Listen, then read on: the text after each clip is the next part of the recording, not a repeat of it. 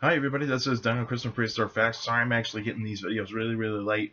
This is because I've been so busy lately, but I'm actually going to try to get these episodes uploaded probably every single Tuesday, because that's the best time that I can actually do it.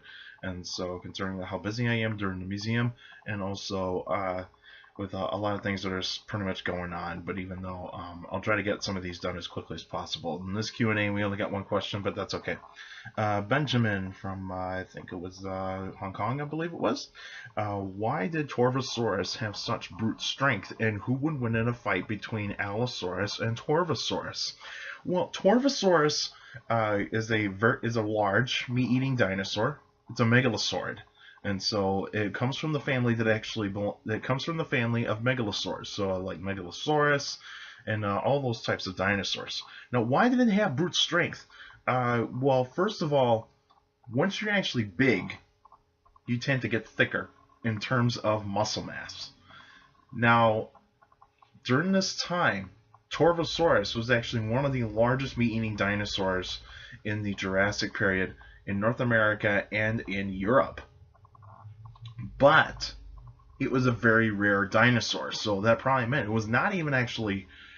It was probably rarely seen for most of the time in its environment. But even though there's still some fossil finds saying that it probably was around from time to time, but it probably never actually showed up in some of the lowland areas. So probably Torvosaurus probably actually probably was living towards like a more higher elevated regions where you might not even get fossilized that much, and it probably went down to the lowlands to probably just actually find food and water. But it probably actually lived in the highland areas, so that probably didn't actually live too close to other competition.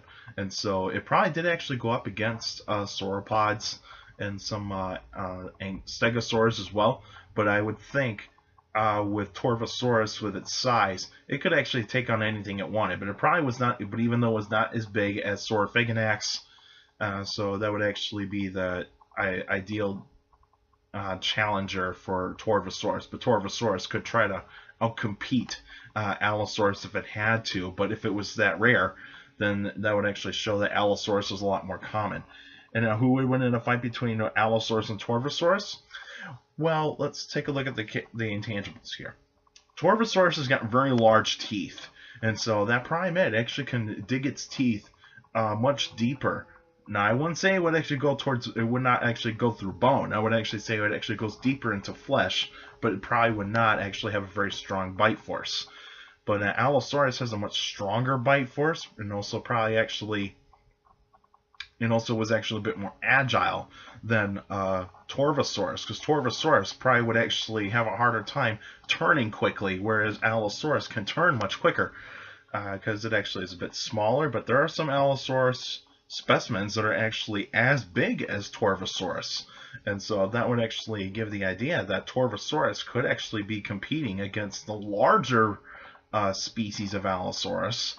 And so, if I would say, if you took the largest species of Allosaurus against normal Torvosaurus, which actually can get between 35 to 40 feet in length, I would actually say is that Allosaurus probably might actually come out as the victor in this one, because its hand claws are actually more designed as weapons a little bit more than actually Torvosaurus's arms and claws are, because with Torvosaurus, its arms are a little bit smaller, and so that would actually give the idea is that it probably didn't use its arms very much. So whereas Allosaurus, it used its arms a little bit more. So I would say that Allosaurus would be able to have some nasty wounds inflicted on Torvosaurus as much as it could. I think Torvosaurus could actually, if it got its jaws into the neck of Allosaurus, then I would actually say that Allosaurus is done for. But I think with the agility of Allosaurus, I would say Allosaurus has got the stronger bite force, and also the speed necessary to actually outflank Torvosaurus for a good period of time. And I would say Allosaurus would actually, and also Allosaurus is a bit smarter than Torvosaurus, considering that Torvosaurus probably did not have that much big of a brain compared to Allosaurus. Allosaurus has a large brain for its body size, during that time in the Jurassic. So that kind of shows that this was actually showing the new coming of the ages, is that brains were actually going to be more important than brawn. But even though when you get towards the end of the Cretaceous, brains and brawn combined would actually be the idea that would actually go forward. But even though that would actually come into an end at the end of the age of dinosaurs. All right, that's it for now. Now next week would actually be a extra episode. I'll be reviewing Dinotasia, and I'll also be reviewing this book, Michael Crichton's Dragon Teeth. I recently bought this, and so I'm going to read this for a whole week, and so I'm actually going to make sure I read this. And I already have Dinotasia, I already seen it before, and so that wouldn't take me very long to review that. But so those two things I'm actually going to review. I would actually be reviewing Crichton's Dragon Teeth and Dinotasia. But also, you can still send me questions about dinosaurs or any other prehistoric life by emailing me at dinochrist71@gmail.com, or just go to my Facebook page, Prehistoric Facts with Dino Chris. Like the page, you can actually post your questions in the comments section on any Facebook post. Remember, keep your questions short and to the point. You can also follow me on Twitter at CSJRL. That's my Twitter page. I post pretty cool stuff on there. Also, take care of the people around you. Notice if you're younger people out there, to make sure to listen to your parents, your teachers, and your guardians. It's the best motivation you can have for good education. It's very important to have good education. So with a good education, you get a good job in the future.